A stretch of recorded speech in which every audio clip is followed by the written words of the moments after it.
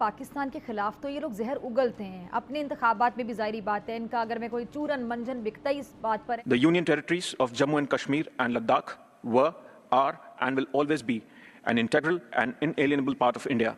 The rapid pace of development in Jammu and Kashmir, with its budget more than double the bailout package this country sought from IMF. Pakistan IMF के पास जाता है और ये कहता है कि हमें डिफॉल्ट से बचने के लिए $7 बिलियन चाहिए, जबकि पाकिस्तान 1947 से लेकर आज 2023 तक जिस एरिया का कश्मीर की अगर बात करें, जिस नारा लगाता है कि उन पर जुल्म हो रहा है, हमने उन्हें आजाद करवाना है। आज अगर इंडियन गवर्नमेंट की तरफ से कश्मीर के बजट की बात करें तो $14.5 बिलियन उनका बजट है। पाकिस्तान अब डरेगा। एक तरफ आप पाकिस्तान को सुखाने की बात कर रहे हो और दूसरी तरफ से आपने अब पाकिस्तान के थोड़े से जो बोलते हैं ना दुखती नब्ज पे हाथ रख दिया। अमित शाह अब यहाँ तक बात करने पर आ गया कि हम ये जो कश्मीर का मसला है इसको जड़ से उखाड़ फेंकेंगे। भारत ने कश्मीर के लिए $14 अरब का बजट जो है वो मुख्तस किया है। कांग्रेस ने एक उम्मीद की किरण बनकर, अगर कांग्रेस सामने आई तो गलत नहीं होगा कि उन्होंने कहा जी 370 के हवाले से हम अपना किरदार अदा करेंगे, बहाली का वादा किया। जावेद बेग साहब जो भारत के एक रिप्रेजेंटेटिव हैं यूएन में 54th 55th session in the UN HRC ने कल एक यूएन एचआर के जो मीटिंग है उसके अंदर एक बड़ी इंटरेस्टिंग सी चीज बोली और उन्होंने बोला कि साहब पीओजीबी और जेके जो भी है वो भारत का एक अभिन्न हिस्सा है, जिसको भारत के अंदर पीओके बोला जाता है as a composite term. Modi जो है वो पाकिस्तान के दौरे पे आ रहे हैं, 4 दिन का दौरा, पाकिस्तान का 4 दिन का दौरा। तो आप मुझे बताएं कि क्या आप उसको जाके रिसीव करेंगे? भारत के साथ रिलेशनशिप, अपने पड़ोसियों के साथ रिलेशनशिप करना, ठीक करना आपकी मजबूरी है, भारत की मजबूरी नहीं है। वो तो राइजिंग है, वो तो उन्होंने बोला कि साहब ये एरिया, जैसे हमने आपको बताया कि साहब ये एरिया तो भारत का ही है, there is no question about it, and इसके अंदर हम दुनिया से बोलते हैं कि भाई प्लीज इंटरवीन करिए और पाकिस्तानियों को बोले यहां से भागिए। यूएन में पाकिस्तान की बड़ी तगड़े तरीके से धुलाई होगी। पाकिस्तानी लगा रहे थे कश्मीर के लिए गुहार, यूएन में कह रहे थे कि भैया भारत सरकार बहुत ही ज्यादा जुल्म कर रही है कश्मीर में जो इलेक्शन करवाए जा रहे हैं सब में भारत सरकार अत्याचार कर रही है कश्मीरों के ऊपर, जेनोसाइड किया जा रहा है कश्मीरों का भारत सरकार के द्वारा। मतलब भाई ऐसी ऐसी बातें करी जा रही थी पाकिस्तान की तरफ से यूएन में, पर इसको जवाब देते हुए पहले तो भाई भारत की तरफ से सतीश त्यागी ने पाकिस्तान को उसकी औकात बताई, पाकिस्तान को बताया कि भैया जितने पैसों के लिए तुम भीख मांगते फिरते हो, अपनी नाक रगड़ते हो, मतलब $6-7 बिलियन के लिए तुम अपनी नाकें रगड़ते रहते हो आईएमएफ के पैरों में, उससे ज्यादा मतलब उससे दुगना हमने $14 बिलियन से ज्यादा का कश्मीर का बजट रखा हुआ है। जो तुम ये बात कह रहे हो कि भैया कश्मीर पर भारत सरकार जुल्म कर रही है, अगर भारत सरकार कश्मीर पर जुल्म कर रही होती या भारत सरकार कुछ भी कर रही होती तो इतना बजट नहीं रखा जाता। यहाँ पर भारत के कश्मीर की हालत देखो और तुमने जो इलीगल कब्जा किया हुआ है पीओके पर उसकी हालत देखो, पीओके को तुमने नर्क बना रखा है। और उसके बाद में सतीश त्यागी के बाद में पाकिस्तान की धुलाई कर दी जावेद बैग ने, जो कि कश्मीरी है। जावेद बैग ने भी पाकिस्तान को इसकी औकात बताई, पाकिस्तान को बताया कि जो तुम कब्जा करे बैठे हो कश्मीर के ऊपर, पीओके के ऊपर जो तुमने कब्जा किया हुआ है वो भी भाई भारत का हिस्सा है। बलूचिस्तान, पीओके, गिलगित ये सब भाई भारत का हिस्सा है, ये सारे के सारे भारत के अभिन्न भाग है। तो इन पर तुमने गैर कानूनी तरीके से कब्जा किया हुआ, उनके लोगों का तुम जेनोसाइड कर रहे हो। भारत में जो कश्मीरी है वो बहुत ही ज्यादा खुश है, भारत की साइड के कश्मीर की हालत देख लो और जिस पर तुमने अवैध कब्जा किया हुआ है वहां की हालत देख लो। Mr. President, facts are all it takes to demolish such false narratives. The Union territories of Jammu and Kashmir and Ladakh were, are, and will always be an integral and inalienable part of India is a fact. Building on the successful foundation of the general elections in 2024, the first phase of legislative assembly elections in Jammu and Kashmir witnessed enthusiastic voting and a high voter turnout is a fact. The rapid pace of development in Jammu and Kashmir, with its budget more than double the bailout package this country sought from IMF, is a fact. तरफ आप पाकिस्तान को सुखाने की बात कर रहे हो और दूसरी तरफ से आपने अब पाकिस्तान के थोड़े से जो बोलते हैं ना दुखती नब्ज पे हाथ रख दिया है।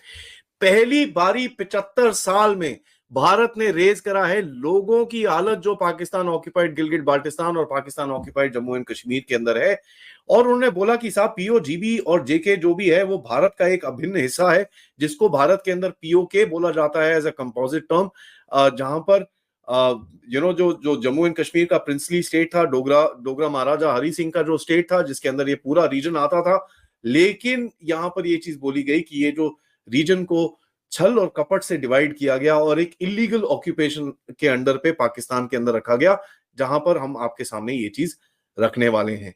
उन्होंने उस रीजन के बारे में बताया कि साहब ये देखिए यहाँ पर अर्थ का लार्जेस्ट रिजर्वॉयर है, फ्रेश वाटर है, ग्लेशियर्स हैं, यहाँ पर सबसे सेकंड हाईएस्ट माउंटेन K2 है, यहाँ पर यहाँ की इंडिजिनस पॉपुलेशन के बारे में बताया और ये भी बताया कि जी पाकिस्तान ने चाइना को यूज करके एक चीन से एक अपनी तरफ एक शील्ड बना के बैठे हैं कि भैया चाइनीज को आगे कर देते ताकि भारत कुछ कर ना सके। तो ये भी उन्होंने जाके बोला।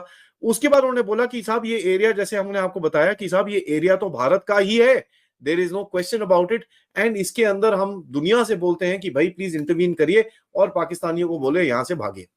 और क्योंकि इस जगह के अंदर जो लोगों की हालत है वो बहुत खराब है, human rights, systemic operation, suppression, elections ना होना, और यहां तक कि क्राइम्स अगेंस्ट विमेन और बहुत सारी ऐसी चीजों के बारे में कल भारत ने बड़ा क्लियरली बात करी। पाकिस्तान 1947 से लेके अब तक, 1948-47 से लेके अब तक कश्मीर का नारा लगाता रहा कि जम्मू कश्मीर, मकबूजा कश्मीर, जुल्म जुल्म जुल्म।